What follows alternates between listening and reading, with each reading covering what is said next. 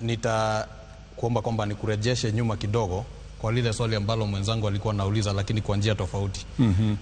Kuja kwako hapa Mlima Kenya umesema kwamba umekuwa na shughuli za ujenzi wa taifa hapa na pale. Lakini bila shaka tumejaribu kuangazia na kufuata kwa karibu maandalizi yako ya kuja hapa. Yamekuwa na utofauti mkubwa sana ukilinganisha na yalivyokuwa yanafanyika. Kwa mfano, acha nikupe, kumekuwa na mikutano kadha wa kadha ambayo imefanyika. Hata mojawapo ilifanyika katika ikulu pale Nairobi, na viongozi ambao wanaonekana ni kana kwamba wanapinga serikali kutoka kwa mlima hawakujumuishwa. Inamaanisha nini? Kunani? Ni nini ambacho kinaendelea hapa mlimani? Unajua wewe ufanye kazi ikulu. Sasa si uniwachie kazi ya ikulu nifanye, ndugu yangu. Na unajua mtu wa kualika watu ikulu ni mimi.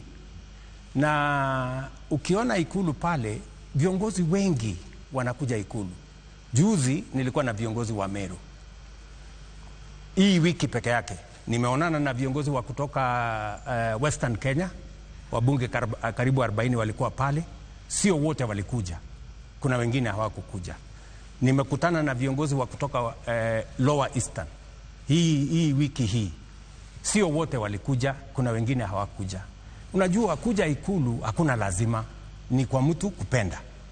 Na ukishapatia mtu mwaliko na asikuje, huwezi sasa kumwekea lawama. Lakini wacha